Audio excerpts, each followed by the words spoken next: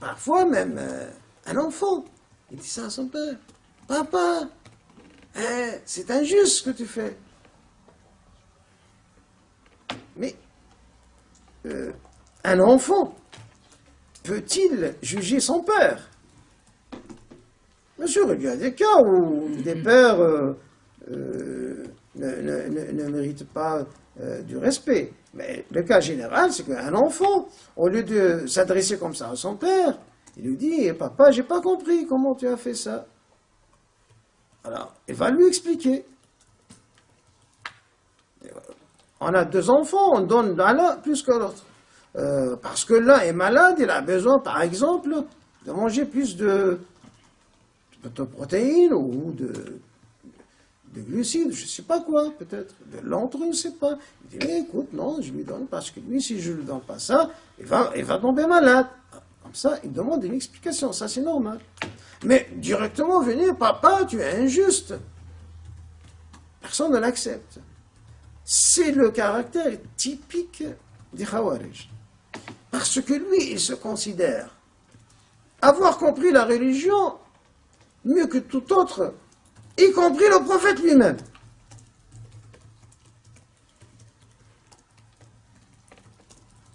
Et là, il se permet de parler au prophète avec ce ton. Oh, Mohammed, araka lam ta'dil.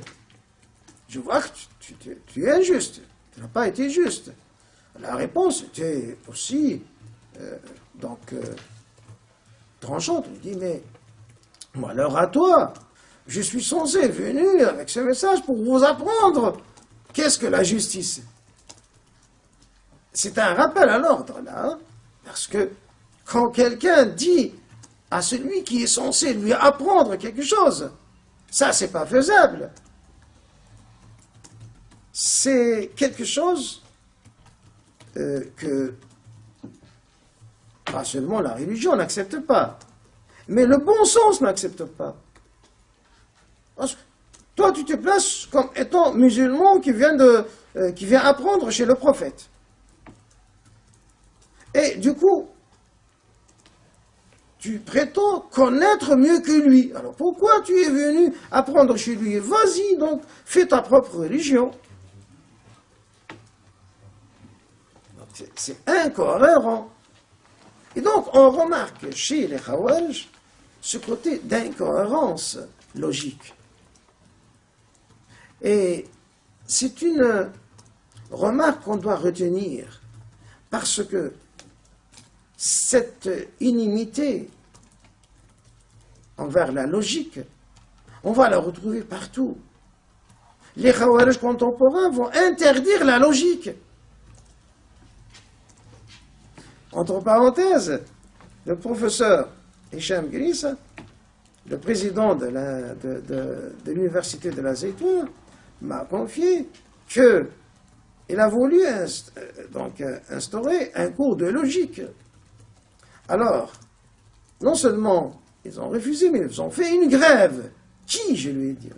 Il m'a dit que voilà, ceux qui se disent salafistes, qui étaient majoritaires parmi les étudiants et les professeurs. Parce que ce mal de Khawarij-là, il a réussi à conquérir les universités.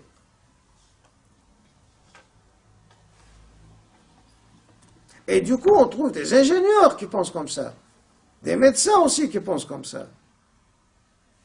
On va voir dans la deuxième partie que les fondateurs des nouveaux Khawarij, ce n'est que des ingénieurs et des médecins, mais qui ont mis leur cerveau et leur logique dans la poche. Parce que on ne peut pas être adepte de cette méthode de pensée tout en conservant sa cohérence logique. Dire au prophète, tu n'es pas juste, en même temps qu'on vient pour apprendre la religion de lui, et de demander comment on prie, et comment on fait la zakat, et comment on fait telle ou telle chose. Ça, c'est incohérent. C'est incohérent.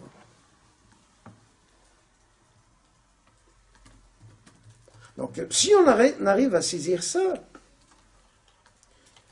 on aura compris beaucoup de choses concernant ce courant, et on aura compris essentiellement pourquoi ils ont cette position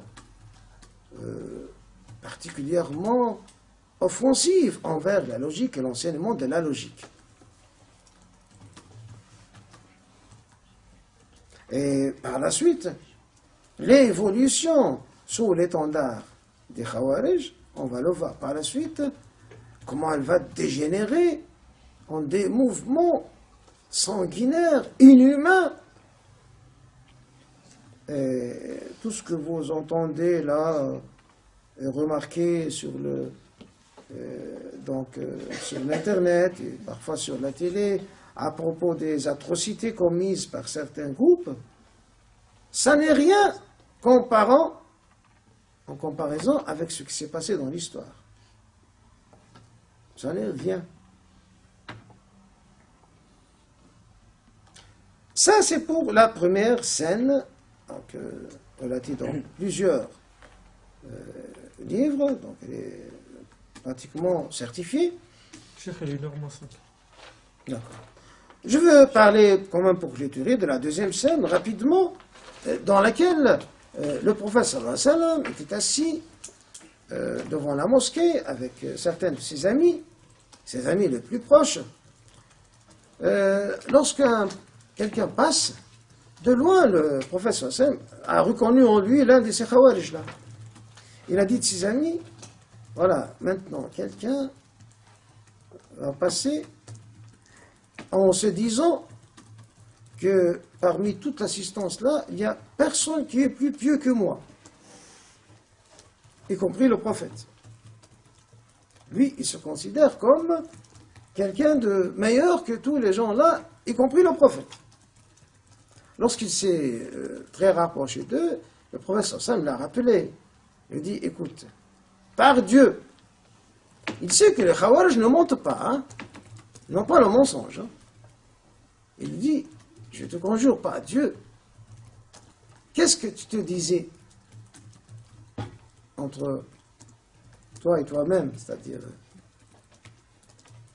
il a dit, je me disais que parmi tout ce beau monde-là, il n'y a pas plus proche de Dieu que moi.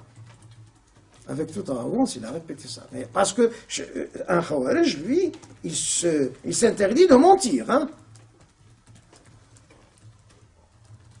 Mais il ne s'interdit pas de penser comme ça. Alors, le prophète sallallahu alayhi wa sallam avait voulu faire une démonstration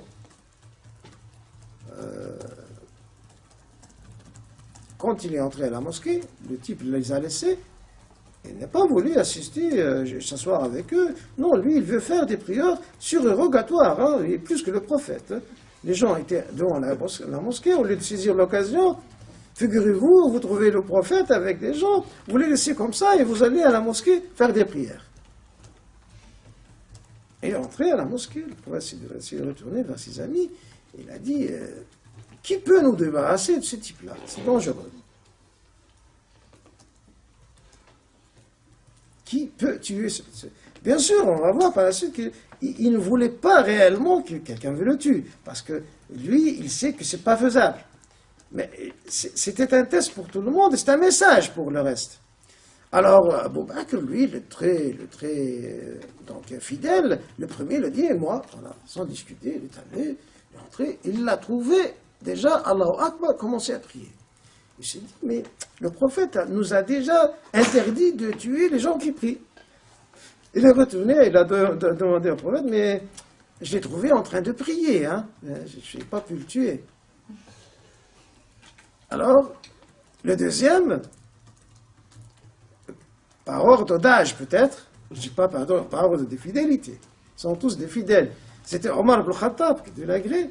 Il a dit, moi, c'est moi qui vais le faire, allez.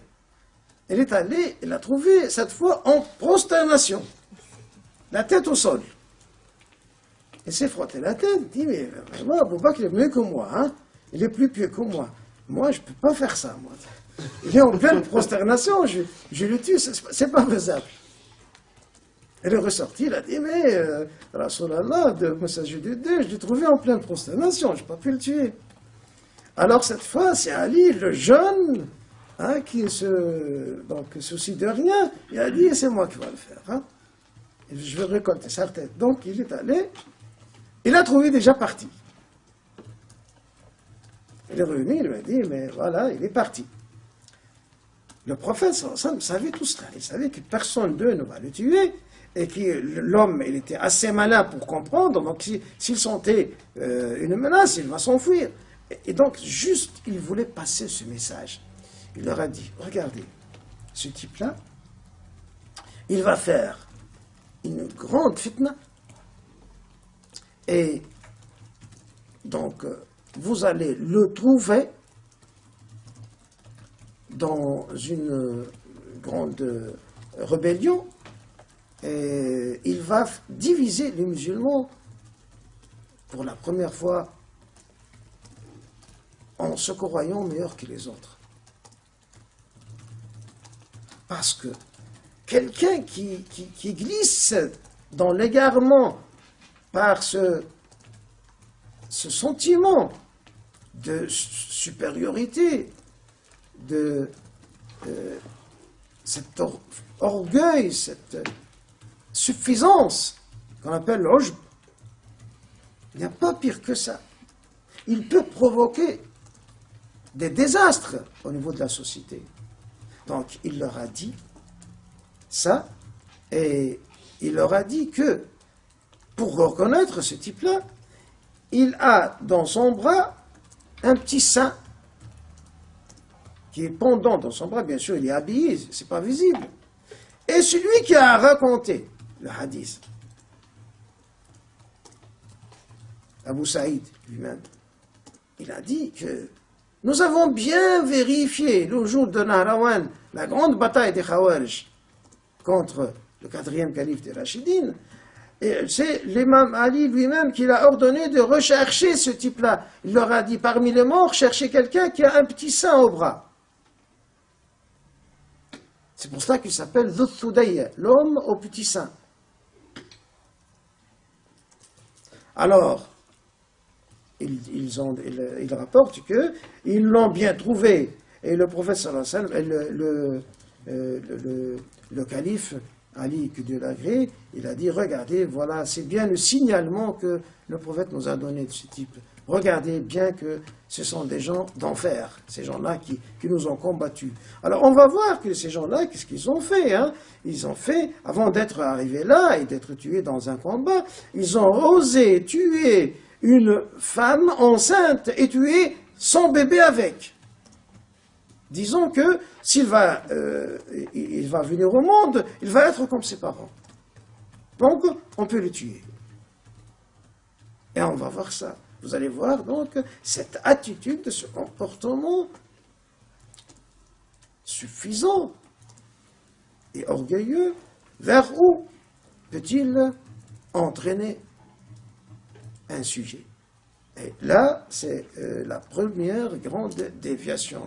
On va y revenir par la suite pour voir le second rebondissement après la fitna, c'est-à-dire pratiquement 30 ans après ça, donc après cette scène, cet homme au petit sein, hein, il va vivre encore 30 ans, on va le trouver par la suite tel qu'il a décrit le prophète sallallahu alayhi wa sallam. Alors, Inch'Allah, demain, on va s'occuper de l'autre côté de la déviation, c'est-à-dire de la naissance de l'autre ligne marginale, à savoir le chiisme. Comment et pourquoi le chiisme a pris naissance. Ça sera demain, Inch'Allah, donc au même horaire et au même endroit. أقول قولي هذا واستغفر الله لي ولكم فاستغفروه إنه هو الغفور الرحيم وصلى الله على سيدنا محمد وآله وصحبه أجمعين. آخر دعوانا الحمد لله رب العالمين.